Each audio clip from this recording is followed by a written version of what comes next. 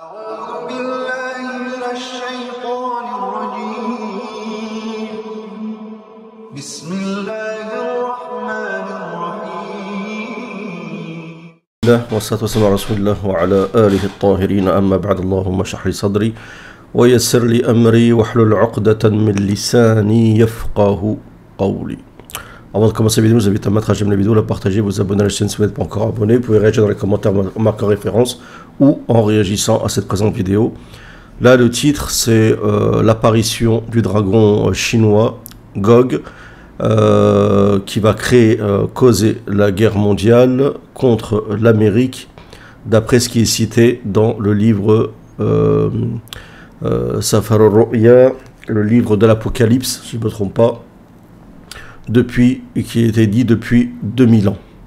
Donc lui, c'est un chrétien arabe qui, quand il parle, on dirait qu'il est un peu à l'ouest, d'accord, mais il dit des choses intéressantes. J'ai déjà écouté et je trouve son approche est intéressante, étant donné qu'il se base sur des livres considérés en partie saints, d'accord, et c'est Allah Azza wa Jalla qui dit dans le Coran, Fihi hudan wa nur, qui contient une guidée et une lumière. Mais avant d'écouter sa vidéo, je vais vous donner les arguments. Donc beaucoup de personnes pourraient se dire sur quoi tu te bases pour dire ça, pourquoi tu te bases sur le livre de Daniel, le livre de l'Apocalypse, donc de l'Évangile, ainsi de suite, pourquoi. Donc je vais vous dire ça tout de suite de manière rapide, Inch'Allah Ta'ala. Donc certains réfutent le fait que, ça c'est issu de mon livre, hein, la méthodologie scatologique, vous avez le lien sous mes vidéos de mes livres, ceux qui sont intéressés. Donc les gens réfutent ça parce qu'ils disent qu'il y a une influence juive sur l'islam. Donc il faut savoir que l'islam est en grande partie hébraïque à 40% si l'on inclut Isa qui était hébreu. La relation du Mashiach avec l'islam, la présence juive, donc on dit du Mashiach, c'est soit Isa alayhi salam qui est le vrai Messie, ou soit le faux Messie qu'on appelle le Dajjal. La présence juive dans l'enceinte du premier État islamique, État médinois. Il faut savoir qu'il y avait des compagnons qui fréquentaient certains qui avaient la science parmi Bani Israël à l'époque.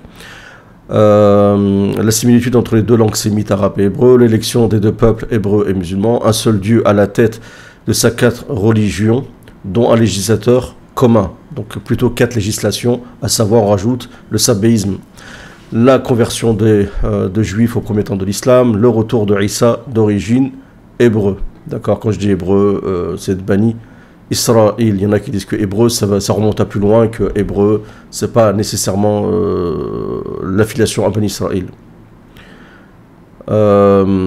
Les versets du Coran, je fais vite, je ne vais pas tout lire. Hein. Nous avons descendu la Torah, elle contient de la guidée et de la lumière, Al-Ma'ida. Et nous lui avons donné l'évangile, elle contient de la guidée et de la lumière, Al-Ma'ida. Et il a descendu auparavant la Torah et l'évangile, où il y a une guidée pour les gens, Al-Imran. Nous t'avons fait une révélation comme nous fîmes à Noé et aux prophètes après lui. Et nous avons fait révélation à Abraham, à Ismaïl, à Ishaq, à Yaqub, aux tribus. À Jésus, à Isa, à Job, donc à Youb, Yunus, Haroun ou Suleyman. Et nous avons donné le Zabour à David, à Daoud. Donc Daoud a reçu un livre qui s'appelle le Zabour, hein, les psaumes de David. Ceci est consigné dans les premiers feuillets, ceux d'Abraham et de Moïse. Moussa et Ibrahim alayhi salam avaient des feuillets, d'accord. Donc ça s'est perdu, mais il reste, d'accord, on peut trouver des traces de ces feuillets et ces commandements d'Ibrahim alayhi salam, de Moussa, bien sûr qu'ils se sont éparpillés, qu'on en retrouve en partie dans les livres dits saints entre guillemets, car Allah Azza wa Jalla a promis de protéger uniquement le Coran de toute falsification et d'altération. Donc les ulama ont partitionné les récits israélites en 3 parties. Le récit contredit le Coran et la Sunna. Le récit qui est en adéquation avec le Coran et la Sunna est confirmé par ceci. Il peut être rapporté et cité. Le récit aléatoire, ce qui peut être faux comme vrai, ni on le rend véridique, ni on le dément. Faites attention. Hein, pas dire oui, il y en a qui disent des mots même péjoratifs, comme quoi c'est des mensonges. Ils disent un autre mot, mais que je ne vais pas citer ici. Le messager a dit, alayhi salam, ne donnez pas raison aux gens du livre et ne les démentez pas, mais dites, nous croyons en ce qui est descendu sur nous et sur vous. Sur nous et sur vous. Ça, c'est qui dit ça? Ça, c'est bien sûr c'est la version du Coran, mais qui dit ça? C'est le prophète alayhi salam rapporté par Al-Bukhari. Le prophète alayhi salam dit: transmettez de ma part ne serait-ce qu'un verset et citez les récits des enfants d'Israël. Il n'y a aucun grief, et celui qui ment sciemment sur moi, qu'il prenne sa place en enfer. L'interdiction était avant l'établissement complet des sentences et règles islamiques par peur de subversion. Puis une fois l'interdiction sans effet, la permission fut accordée, vu l'intérêt d'entendre les récits de leur époque. Jean du livre Fath al-Bari de Ibn Hajar al-Shafi'i. C'est connu que le messager paix et salut sur lui ne permettait pas de transmettre des récits mensongers. Donc le sens: transmettez des enfants d'Israël ce que vous savez, ne contenant pas de mensonges, et ce que vous permettez, que vous permettez alors aucun grief à leur apporter de leur part. Fath al-Bari. Allah dit au prophète: ô Mohammed, si tu doutes de ce que nous avons descendu, interroge ceux des gens de livre qui lisent le livre parmi ceux qui t'ont devancé. Alladhina qara'una al-kitaba min qablik.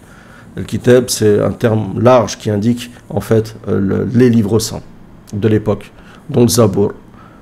Ô gens du livre, vous n'êtes pas sur quelque chose de concret tant que vous n'appliquerez pas la Torah et l'évangile et ce qui vous a été révélé par votre Seigneur. Allah ne peut pas demander aux gens du livre de suivre quelque chose qui est caduque, qui n'a aucune importance, qui est altéré à 100%, c'est impossible. Allah ne va pas dire aux gens de faire des choses char à 100%. Parce que pour que les gens du livre soient considérés comme gens du livre, il faut qu'ils suivent leur livre, d'accord? Et en l'occurrence, la Torah pour les Yahoud et les évangiles pour Nasara, sachant que dans les évangiles, les évangiles qui malheureusement ont été considérés apocryphes justement pour écarter les Nasara du monothéisme. Bon, après il y a d'autres choses.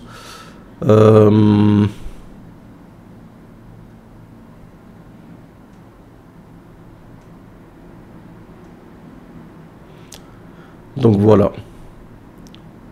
On va revenir vers la vidéo maintenant. هيجوا عند نهر الفرات عددهم ملايين الملايين جوج ومأجوج هم روسيا والصين هيجوا عند نهر الفرات عددهم ملايين الملايين ويقفوا عند جبال إسرائيل ومنتظرين انهم يبتلعوها حسب نبوة مكتوبة في سفر الرؤيا من 2000 سنة. Et depuis 2000 ans, c'est écrit dans Safar Ru'ya. D'accord, je pense que Safar Ru'ya c'est... alors Safar Ru'ya, je me trompe pas, normalement Safar Ru'ya, j'ai peur de me tromper, normalement c'est l'Apocalypse.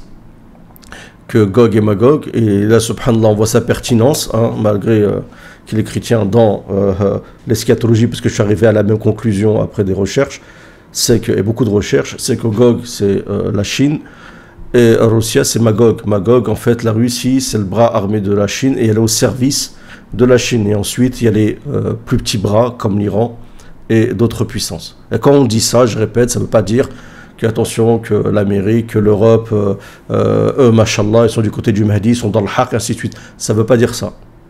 Ça ne veut pas dire ça. النبوة دي مكتوبة بالشفرة بشكل بلاغي علشان تعرفك نهاية أحداث آخر 7 سنين في الأرض. فبيقول لك وظهرت. Donc il dit qu'ils vont se répandre sur l'Euphrate, d'accord, et qui vont se jeter en fait sur Israël. آية عظيمة في السماء. امرأة متسربلة بالشمس والقمر تحت رجليها وعلى رأسها إكليل من 12 كوكبا. هنا بيصور إسرائيل إن هي بالشعب اليهودي داخل في اللوبي الأمريكي وبيحاول يسيطر على الأرض. ويقولك وهي حبلة تصرخ متمخضة ومتوجعة لتلد. بيصورها إن هي في شدة حرب كبيرة جدا جدا مع إيران. حلو الكلام. فبيقولك Donc alors, fouillez doucement là. علشان تعرفك نهاية أحداث آخر 7 سنين في الأرض. فبيقول لك وظهرت آية عظيمة في السماء. Donc un signe est apparu dans les cieux. امرأة متسربلة بالشمس والقمر تحت رجليها. Une femme avec des cheveux, des longs cheveux lâchés. على رأسها إكليل من 12 كوكبا. هنا بيصور. Donc elle a 12 sur elle 12 planètes. صور إسرائيل إن هي بالشعب اليهودي داخل في اللوبي الأمريكي وبيحاول يسيطر على الأرض. Donc pour lui ça représente les Yahoud, le lobby Yahoud qui est en Amérique, chez les Américains, et qui veut s'emparer de la terre. Et une femme enceinte qui subit les douleurs de l'enfantement.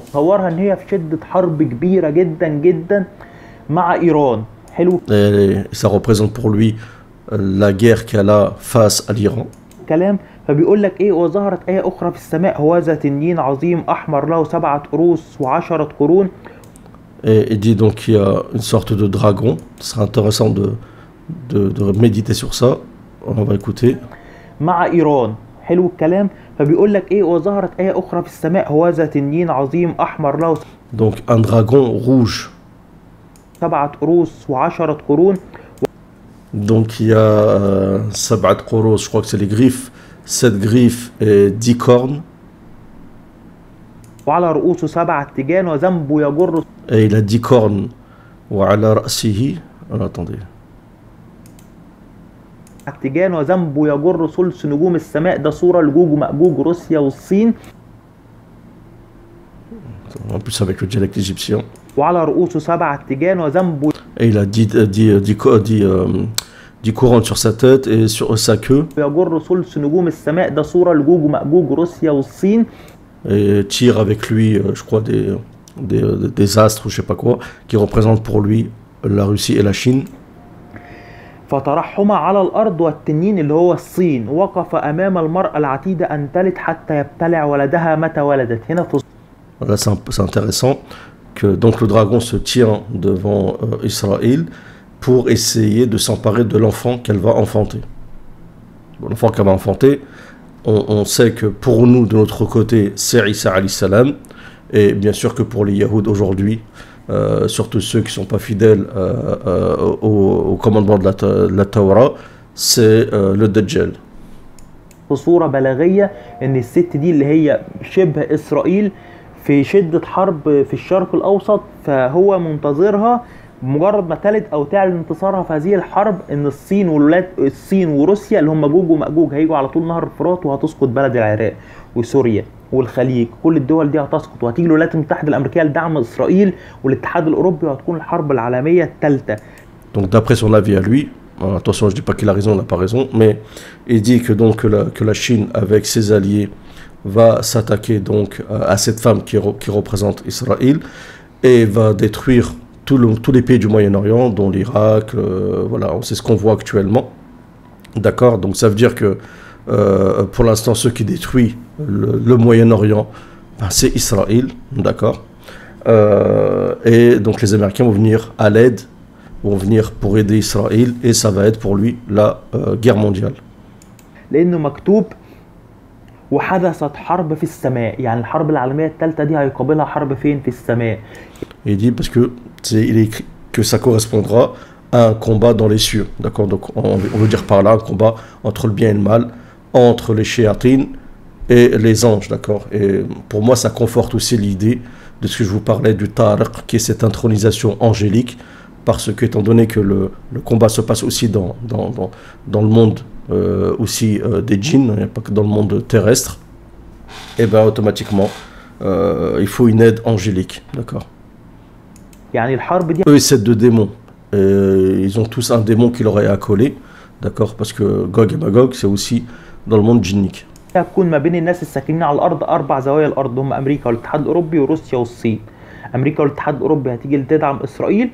Donc pour lui, d'une part, les Américains et les Européens pour défendre Israël, et de l'autre côté, la Russie avec la Chine principalement, et tous ceux qui sont autour. On peut penser d'ailleurs aux pays du BRICS. Voilà, qui vont venir aider l'Iran, d'accord. Eux de leur côté vont aider l'Iran. En tout cas, ça correspond vraiment au schéma que je vois et que j'ai indiqué il y a longtemps dans ma série de Malhama sur Patreon. Mais Allahu A'lam bien sûr. النصين حرفيا وكثير من الدول العربية هتسقط والدول الخليجية هتسقط. فإيه اللي هيحصل في وسط هذه الحرب؟ هتحصل حرب بين السماء والجحيم. ازاي؟ بيقول لك وحدثت حرب في السماء. ميخائيل ده رئيس ملائكة الله أو رئيس الجنود الله أو قوة الله. ميخائيل. Donc là il dit que c'est Michael qui va conduire cette bataille contre les forces du mal.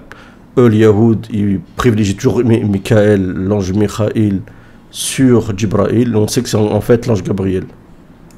وملائكته حاربوا التنين، يعني ميخائيل وملائكته حاربوا روح الشيطان اللي بيحرك التنين اللي هو روسيا والصين. Donc les anges vont combattre ce dragon, d'accord, et ce dragon représente, on sait que le dragon a toujours représenté la Chine. En plus, je pense que la couleur rouge, elle n'est pas anodine ici. وحارب التنين وملائكته ولم يقوا فلم يكن مكانهم بعد في السماء. هنا بصورة بلاغية عن الحرب اللي بتحصل بين الملائكة والشياطين في حرب هرمجدون الأخيرة، لأن حرب هرمجدون دي لها أبعاد روحية وأبعاد سياسية. Donc là, il parle de la guerre d'Armageddon. Et je vous expliquais qu'il y a faut faire la part des choses entre Armageddon et la Malhama. Les grandes mêlées, les Malahim au pluriel. Armageddon, qui est la bataille finale contre Isa alayhi salam, lorsque tous les ordres de Gog et Magog vont s'abattre sur un endroit en Palestine, d'accord. Chacun voit de son angle, hein, vous avez bien compris. Et vont entourer, vont encercler Isa alayhi salam, qui va se réfugier dans le mont Tour. Peut-être que le mont Tour, c'est le mont des Oliviers. Wallahu a'lam. Wallahu a'lam. الأبعاد الروحية هي حرب بين الملائكة والشياطين، والحرب السياسية اللي بتحصل هي حرب هتبدأ بين إسرائيل وإيران، هتجمع 4 زوايا الأرض في موضع مرج بن عامر على سهول لبنان ومناطق سوريا والمناطق دي، وهتكون حرب كبيرة، الحرب العالمية الثالثة. فبيقول لك Donc la guerre qui va opposer Israël à l'Iran va se faire pour lui. Là, l'endroit qui est cité peut-être dans Shem, dans le Shem, dont le Liban, la Syrie, ainsi de suite. Là où actuellement d'ailleurs, il y a déjà des combats. Ici, j'ai retrouvé, donc c'est bien l'Apocalypse. Hein. Si on prend le chapitre 12, alors, donc la lune sous les pieds et une couronne de 12 étoiles sur la tête. Elle était enceinte, elle criait car elle était en travail dans les douleurs de l'accouchement. Un autre signe apparut dans le ciel, c'était un grand dragon rouge feu qui avait 7 têtes et 10 cornes, et sur ses têtes 7 diadèmes. Sa queue entraînait les tiers des étoiles du ciel et les jeta sur la terre. Le dragon se plaça devant la femme qui allait accoucher avant de dévorer son enfant dès qu'il serait né. Elle mit au monde un fils, un enfant mâle qui doit diriger toutes les nations avec un spectre de fer, et son enfant fut enlevé vers Dieu et vers son trône. D'accord ? Cet enfant représente Isa alayhi salam, le Messie. Quant à la femme, elle s'enfuit dans le désert où Dieu lui avait préparé une place afin d'y être nourrie pendant 1260 jours. Certains disent que ce texte-là représente l'imam Mahdi. Il y a eu alors une bataille dans le ciel, Michel et ses anges, donc Michaël, mais en fait c'est l'ange Jibraïl, et ses anges combattirent contre le dragon et ses anges combattirent aussi. Mais ils ne furent pas les plus forts, et il n'y eut pas de place pour eux dans le ciel. Il fut jeté dehors, le grand dragon, le serpent ancien, appelé le diable, et Satan, celui qui égare toute la terre. Il fut jeté sur la terre, et ses anges furent jetés avec lui. Puis j'entendis dans le ciel une voix forte qui disait « Maintenant le salut est arrivé, ainsi que la puissance, le règne de notre Dieu et l'autorité de son Messie. En effet, il a été jeté dehors, l'accusateur de nos frères et sœurs, celui qui les accusait jour et nuit devant notre Dieu. Ils l'ont vaincu grâce au sang de l'agneau et grâce à la parole de leur témoignage, et ils n'ont pas aimé leur vie au point de craindre la mort. C'est pourquoi réjouis-toi, ciel, et vous qui habitez le ciel, mes malheurs à vous, habitants de la terre et de la mer, car le diable est descendu vers vous, animé d'une grande colère, sachant qu'il lui reste peu de temps. Quand le dragon vit qu'il avait été précipité sur la terre, il poursuivit la femme qui avait mis au monde l'enfant mâle, mais les 2 ailes du grand aigle furent données à la femme, afin qu'elle s'envole au désert vers l'endroit où elle doit être nourrie un temps, des temps, à la moitié d'un temps, loin du serpent. Ça fait penser, je ne sais pas pourquoi, à Hajar qui va à la Mecque et donne naissance à Ismaïl alayhi salam. Donc ensuite il continue à réciter en fait le chapitre 12 de l'Apocalypse. Après ça continue avec le chapitre 13 de l'Apocalypse. D'accord, ça mettrait trop de temps à décrypter. J'avais déjà fait ce décryptage à l'époque sur Patreon. C'est compliqué. L'essentiel, moi ce que je retiens, c'est qu'il considère que la Chine c'est Gog, que la Russie c'est Magog. C'est mon opinion. Wallahu a'lam, parce que Gog et Magog évoluent avec le temps, d'accord, mais ils ont les mêmes racines. Et ce conflit donc entre les 2 pôles, c'est ce que j'ai résumé dans toute une recherche que j'ai une série que j'ai appelée la Malhama, qui se trouve sur Patreon pour ceux qui veulent qui veulent en savoir plus en détail. Donc voilà, c'était juste un aperçu d'un point de vue que je trouve, en tout cas de mon point de vue, pertinent dans l'énoncé. Après, bien sûr, le contenu diffère selon si tu es musulman, juif ou chrétien, en espérant que cette vidéo, elle vous aura plu. Salam à tous.